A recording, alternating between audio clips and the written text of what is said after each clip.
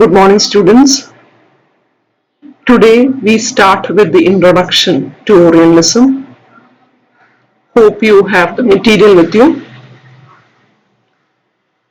We will be discussing the major ideas. We will not be going line by line, but we will be discussing the major points, major ideas, major concepts, major discussions in this introduction part.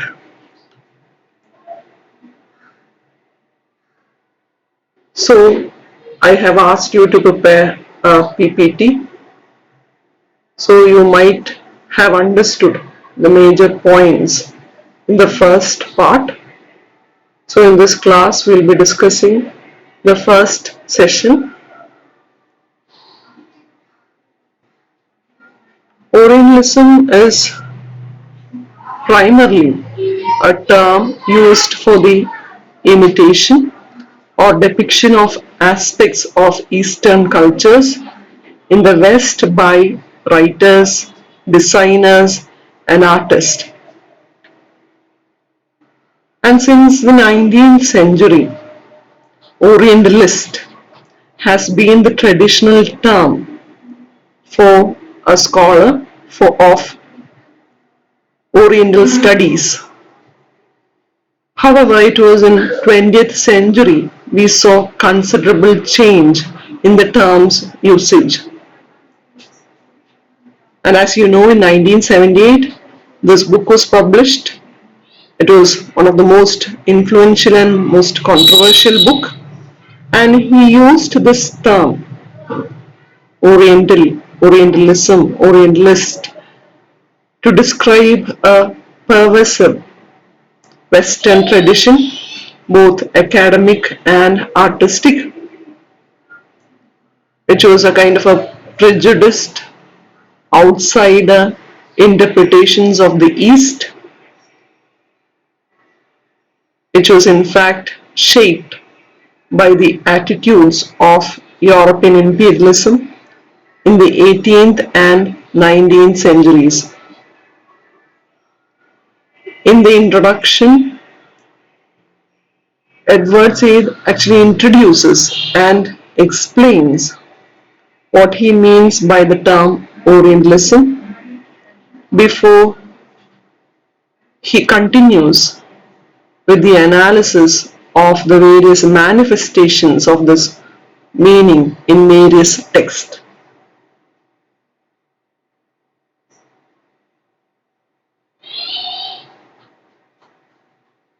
And Orientalism is a concept which examines the phenomenon of the West being the lens through which the East is analyzed and understood in contemporary Western academic, social, artistic and political societies, which even reaches back to European antiquity with ancient Greece and its representations of Persia in the place of Aeschylus. So there has been a dissemination of ideas about the East filtered through the lens of Western predispositions, and the impact and consequences of this have been enormous. So this becomes the basic premise of this text, Orientalism. So he begins by talking of a French journalist who actually laments at the destruction of Beirut,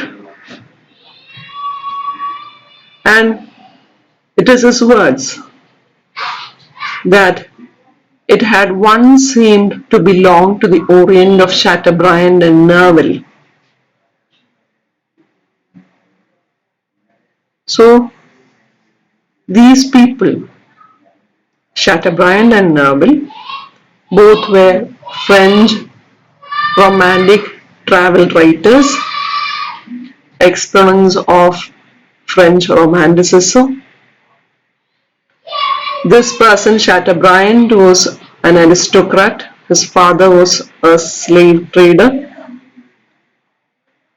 and he is known for his novella Rennie, which was a semi-autobiographical work about a melancholic young man who was disillusioned with France and travels to North America to live among Native American tribes. And in this work, we see that he romanticizes people of color and looked to their cultures as an escape from his own, which he felt disenchanted by. And he was also the editor of this magazine titled Mercure de France, which was a magazine with a tradition dating back to 17th century, and it is the first Western publication to feature fashion. So all those articles in that magazines were tailored to cater to the elite, the elegant and refined, which covered the latest in French artistic, literary and intellectual culture. It was more or less like the contemporary magazine, Vogue magazine, Vogue, and he was a leading member of this French literary scene, and he helped to define French Romanticism with writings about his travels to the East. And this is what the French journalist quotes here: the Beirut of Chateaubriand and Nerval. Nerval is also another writer, another French who is also member of French literary scene, an exponent of French Romanticism, who has also wrote this his experiences in the East. So you should understand that here the Orient is associated with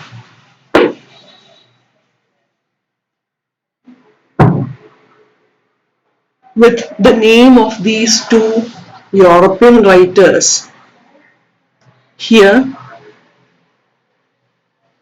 it is basically about the European imagination about the Orient. And the people who lived there, the actual people who lived there, who have the lived experiences, are not at all taken into consideration.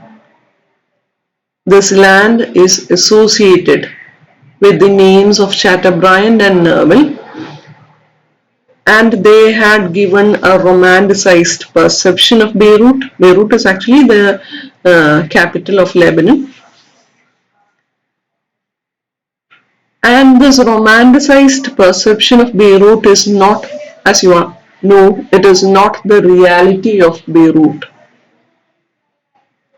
So this is actually an example of how the Orient is an imagined reality for the West. They don't take into consideration the actual lived experiences of the Orient, rather than they project or perceive an imagined reality, and the people who lived there have no agency So this quote actually sets the context for Edward Said's argument. He continues in that introduction saying these are the words: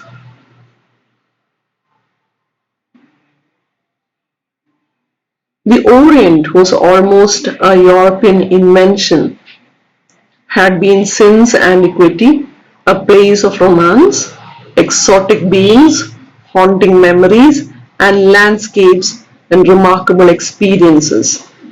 Now it was disappearing. In a sense, it had happened, its time was over. Perhaps it seemed irrelevant that Orientals themselves had something at stake in this process. So their involvement is not at all considered. And even in the time of Chateaubriand and Nerval, Orientals had lived there, and now it was they who were suffering. The main thing for the European visitor was a European representation of the Orient and its contemporary fate, but of which had a privileged communal significance for the journalist and his French readers. So, a French journalist who comes to this place just take into consideration of the European representation of the Orient, not the contemporary fate. So this French journalist visited this place during the Civil War that happened between 1975 to 1976, and he is lamenting about that European perception of the Orient, not about their contemporary fate or their suffering. So as I said earlier, this quote actually sets the context for Edwards' argument. Now he continues. He takes into consideration of the involvement of Americans and other colonizers, and he says Americans will not feel quite the same about the Orient, which for them is much more likely to be associated very differently with the Far East, China and Japan. But unlike Americans, the French, the Germans, Russians, Spanish, Portuguese, Italians have had a long tradition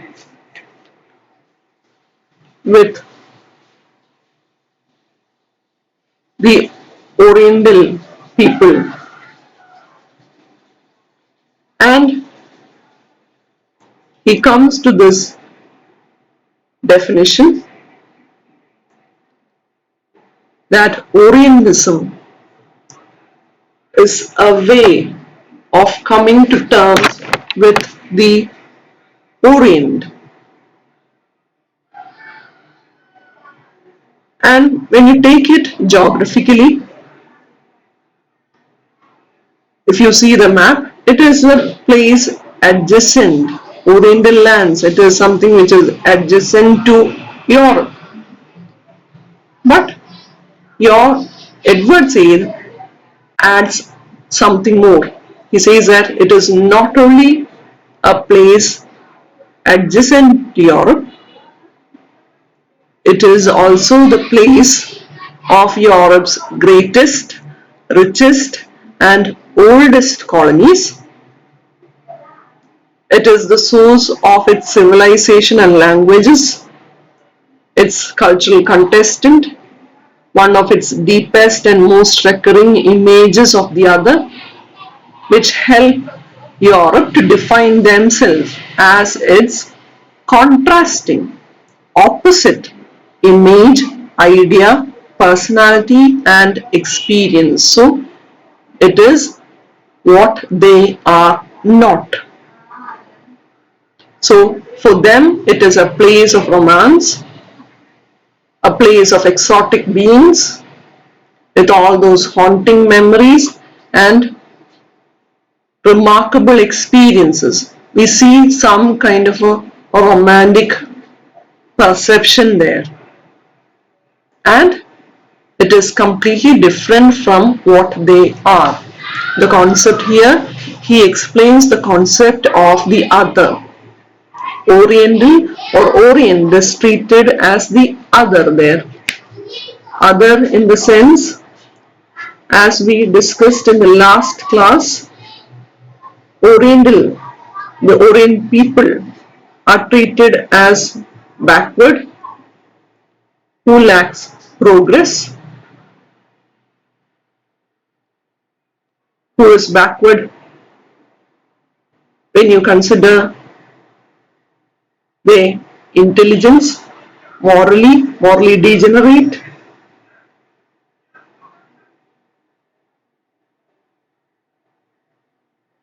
and even in erotic terms, he says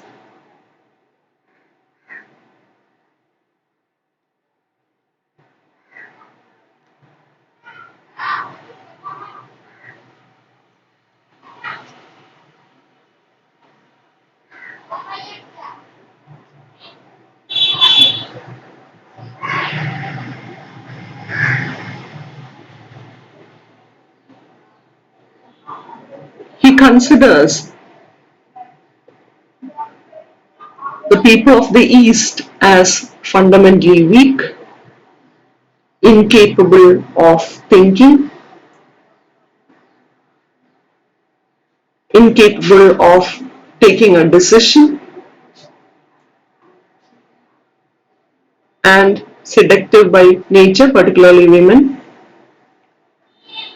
passive, insane, deviants,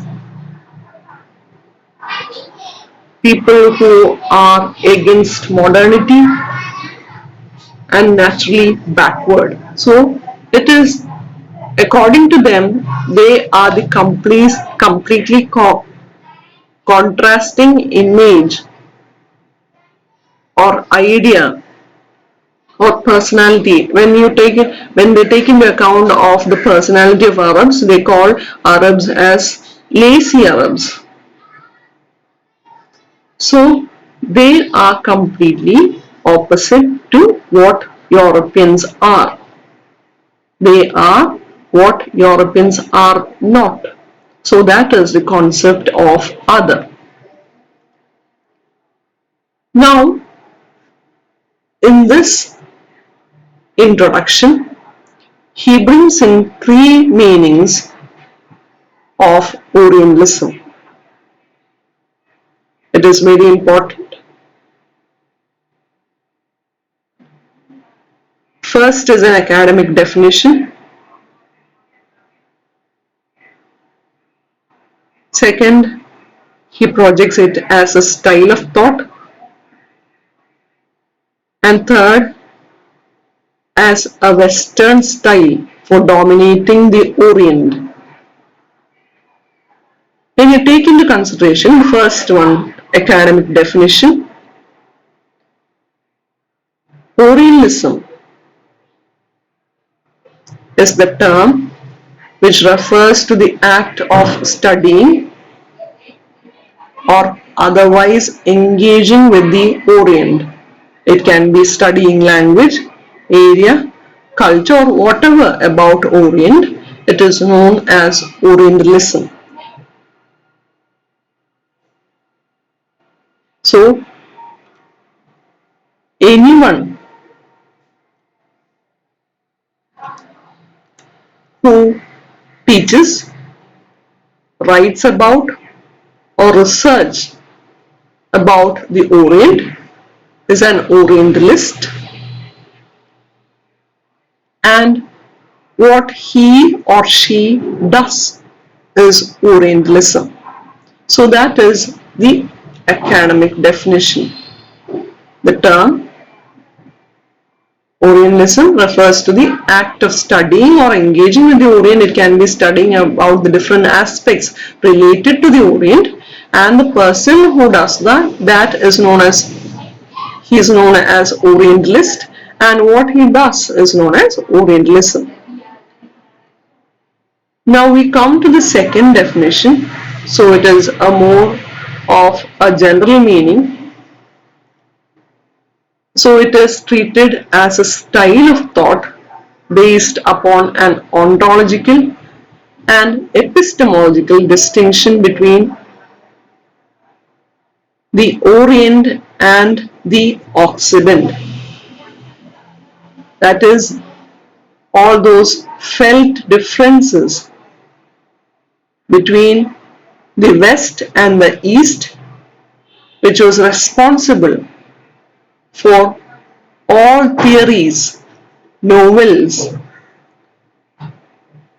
all those social or political descriptions about Orient, about its customs, about the mind, etc. So here the distinction is made upon the philosophical grounds, that is the ontological and epistemological distinction that supposedly come into surface when you take into account of the nature of the two, and it is also based on how the knowledge is produced, treated, conveyed and dealt with in the two groups. So this meaning of Orientalism accounts for theories, novels, descriptions that writers in West have made about the Orient, its people, customs, mind, destiny, etc. How these literature produced a kind of a knowledge which brought out the distinction between the two. So this Orientalism accommodated all those writers like Aeschylus, Victor Hugo, Dante and even Karl Marx, according to Edward Said. So all their works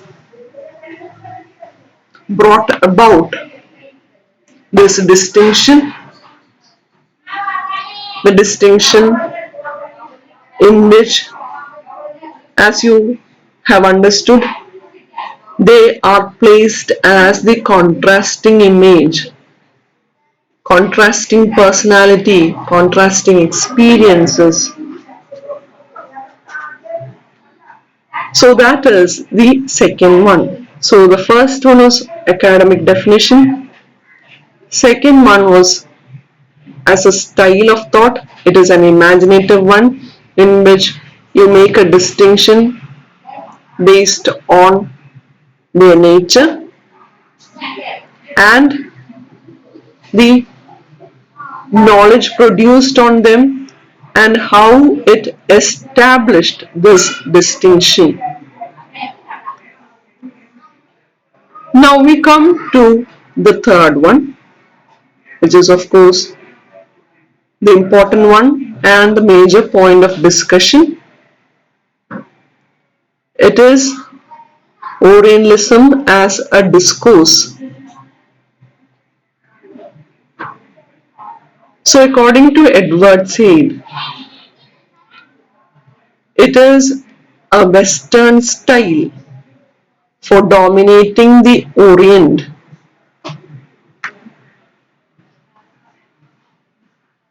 A Western style for dominating, restricting and having authority over the Orient. And they dominated, they restricted, they had authority over the Orient by making statements about it, teaching it, settling it, ruling over it, and here he projects Orientalism as a discourse in the sense of what Michel Foucault says about discourse.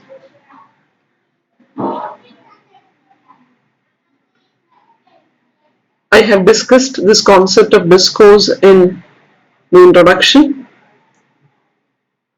It was borrowed from Foucault.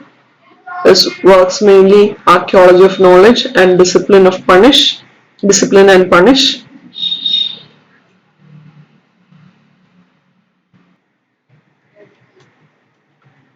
And discourse, as I discussed earlier, is actually the ways of constituting knowledge. So these are the words of Foucault. Discourse refers to ways of constituting knowledge together with the social practices, forms of subjectivity, and power relations which is there in such knowledges and relations between them. Discourse then is more than ways of thinking and producing meaning. They constitute the nature of the body, unconscious and conscious mind, and emotional life of the subject they seek to govern.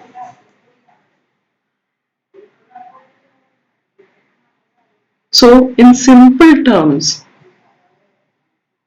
you should understand that knowledge is inextricably connected to power.